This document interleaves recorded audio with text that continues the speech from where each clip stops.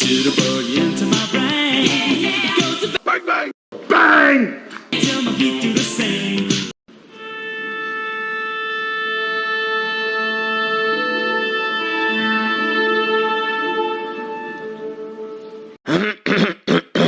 Why are you so obsessed with me? Who I smoke, Lil Leaky. Who I smoke, Big Meaty. Who I smoke, Lil 2, 3, Wonder. Why are you so obsessed with me?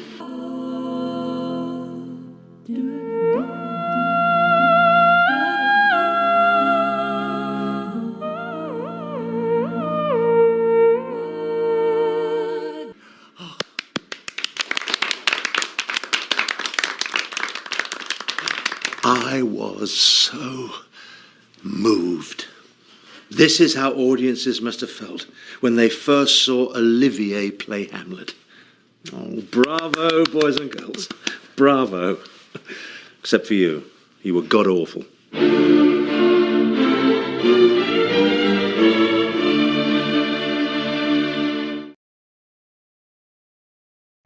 Full disclosure, news and commentary, number 160, 160, 160, 160, 160.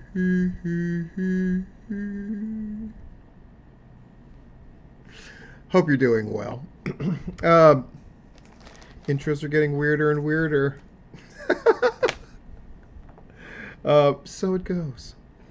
What is commentary about? Commentary is about the study of the craziest spot that has happened in recent memory, maybe ever. We're going to look at that crazy spot, and more than once, we're going to analyze that shit like this Uprooter film, and because there's a lot going on. It's on box, first of all. I got two things. I got this. And I got this. This is from Gamer Sups LLC. This is somebody's way of trying to get me back into playing video games in a big bad way. I would love to. I work a lot. I'm going to definitely have to reach a place where I have a regular schedule so I can plan that stuff out because I miss doing it. Okay. Oh, it's a bunch of gamer supplements. Keto friendly, 0 calories, 0 carbs, 0 sugars, no fillers, and I guess they, well, if they help wake you up, see, I don't do coffee and things like that, and sometimes, like tomorrow, I work at 4 in the morning, and I could use guacamole gamer fart 9000, pineapple cocktail, and mango. Cool. Thank you, whoever sent this. I certainly have a ton of shaker cups, so I might try one of these out, see if I can wake up tomorrow. Huh. It's a cool thing to send me. I appreciate it. Now let's open this, which is obviously a shirt of some kind. The shirts have been getting weirder and weirder and cooler, and sometimes they're for the kids and sometimes they're for me. Either way, they're much appreciated. I'm going to let you see it at the same time I see it. 1, 2, 3. Hot potato. What the fucking weird as shit. Hot potato. It's weird as shit. I love it though. Thank you, whomever. Alright, let's just jump into it. I just saw Michael Stevens on Raw. So that's the kind of madness that's going on. And I'm looking forward to probably late tonight or tomorrow watching Dylan against Tony Nese as the Steel City Brawler. What the fuck is going on in this world? It's amazing stuff. Amazing stuff. Georgia guys making good. And I hear that David Ali's moving. He's only got a couple matches left in Georgia while he's still a resident of Georgia. I don't know where he's moving. Perhaps he's moving to Florida. That would be cool, most certainly. Huh. Look at... Let me move over. Hello, ladies. Boop. What is that? That's Josh Alexander with a great picture. I watched the Impact pay-per-view, and he defeated Moose for the title at last. Of course, Josh Alexander did originally win that title, but then Moose cashed in their equivalent of Money in the Bank, whatever they call it, I don't even remember, and defeated him in front of his family. He was literally there with his kid and his wife, and Moose came in and speared the living bejesus out of him and pinned him. Why I wanted to show... Let's just roll the clip, man. Trying to get Moose back up. Alexander Ocoee. Looking at Jen. Looking at Jen. C4. Spike. Cover. Finally. Ladies and gentlemen, here is your winner. And new Impact Wrestling Champion, the walking weapon, Josh Alexander.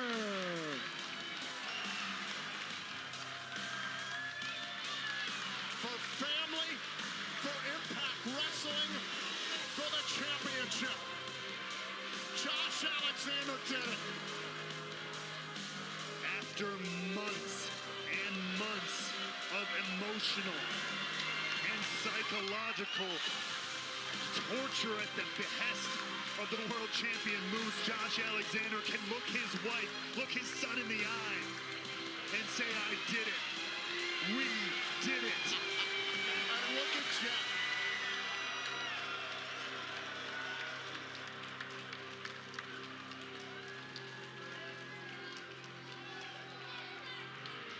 Look what Daddy did.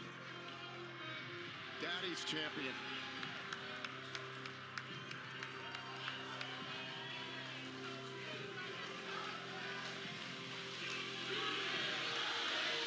A 17-year mission snatched away in the blink of an eye. Have the courage to start all over again and prove who you are. Congratulations to the new Impact World Champion, Josh Alexander.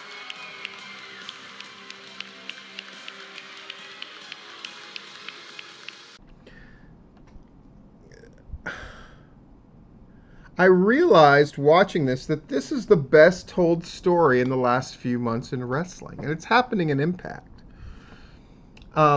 which tells me that you can do great work anywhere.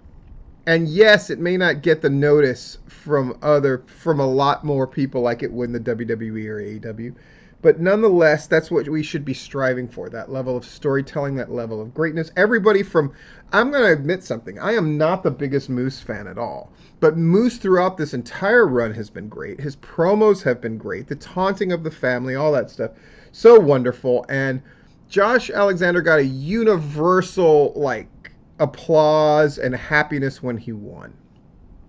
And in this day and age in wrestling, that's a rare thing. So really take a look at that Josh Alexander stuff again, and you'll be duly impressed. Imagine getting to see the whole match. It was very, very good. And then I saw an interview with Josh Alexander where he talked about why he didn't pick AEW, and it basically came down to they saw him as a tag wrestler, and he said, I got something else to offer. And he's right. Good for him. And I desperately wanted to see the North against the Young Bucks, and the North when he and Ethan Page were, I wanted to see them against all kinds of guys. And I thought Ethan Page leaving was a mistake. But you know what? It looks like he's going to get his shine too.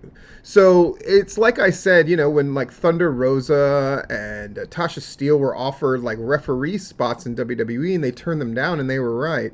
But that's not to say that Aja Pereira wasn't right for taking a referee spot. You got to find your own path. But you got to be willing to take the hits. And Josh Alexander clearly was, and I think it paid off handsomely. No Peace is returning to Orlando. The sound bar, as it were, is going to be occupying a different space, which is great. So they're going to have the concerts and stuff there. I don't really care about that, but that's good for the people who regularly look at that. But I am thrilled that No Peace will be back. I got to find a way. And my oldest kid is showing a distinct interest in going to a deathmatch show. What? This is rather cool and also rather wow, really surprising. Boop.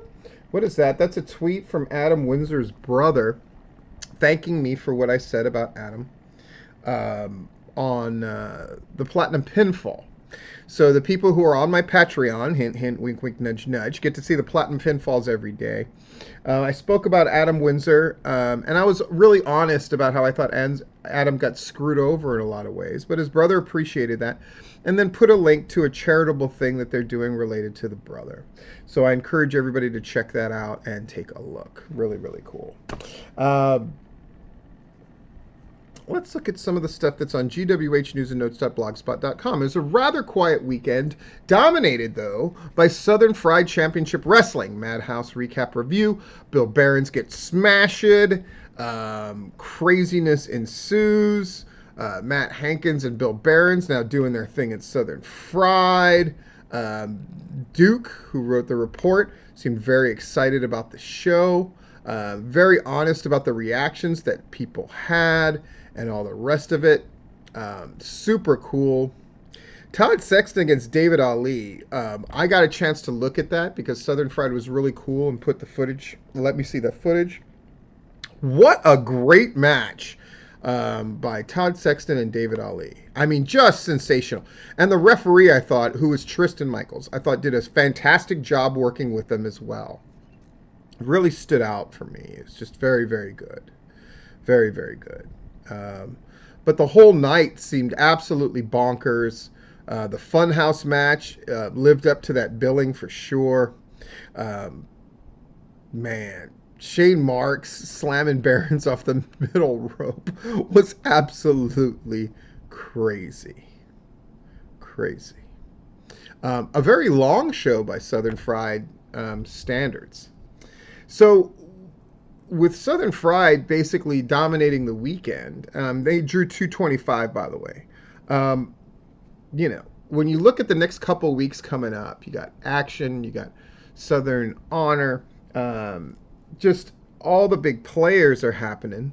And then a few weeks, you have IWE, who's trying to do their biggest show yet.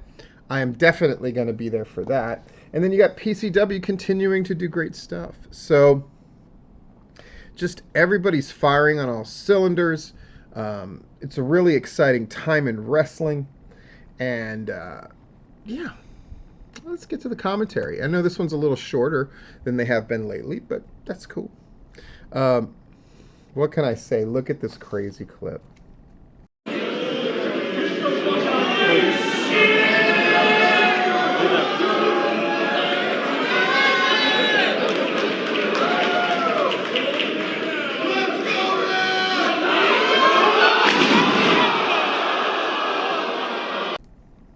It's from GCW, and yes, it was a scaffold match. And yes, it's two guys diving off the top of a scaffold, putting guys through tables, splashing them through tables. Take a look at it again.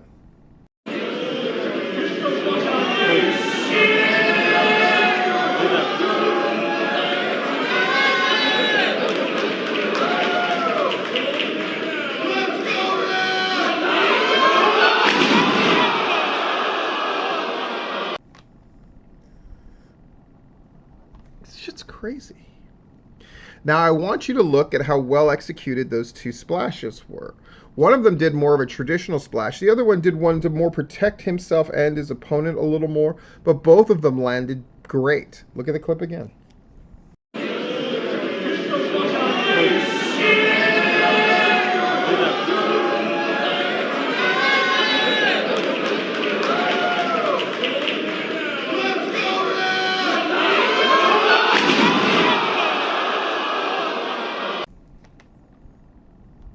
Okay.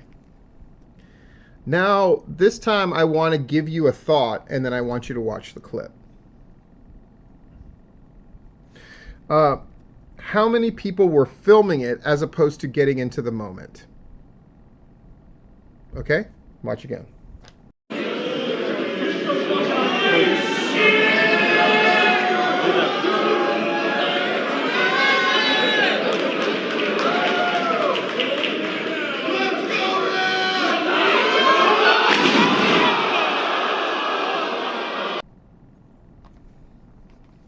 See what I'm saying? And then that spot, which is one of the craziest and was the culmination of the night, don't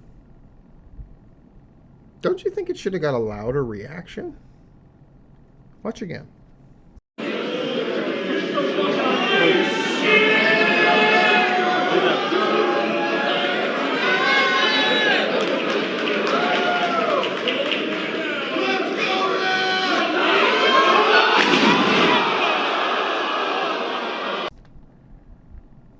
Right? Folks, this is wrestling people and wrestling fans. Put the fucking phone down. And this is me who, when I go to No Peace, I'm going to be looking for those perfect 3 to 5 second clips to put up. And I do it and I love it. And, you know, the most viewed ones that I've ever put up get 150,000 views. Like, so the temptation is there. But my God, you can't get into the moment? Watch it again. See what I'm saying?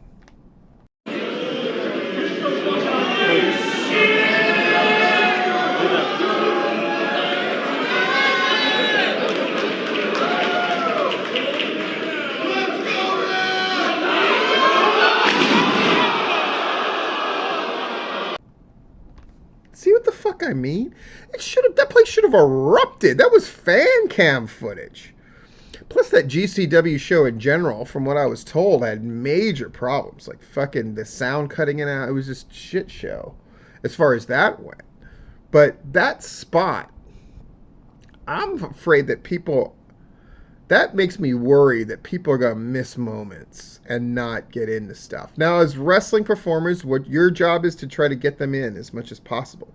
But I think fans have to take some accountability too and allow themselves to fucking enjoy a thing and contribute to the enjoyment of others by reacting appropriately when the guys are basically risking fucking death to give you a spot. I want you to watch that thing one more time and think about how you would have been if you were witnessing that as one of the boys in the back or a fucking fan.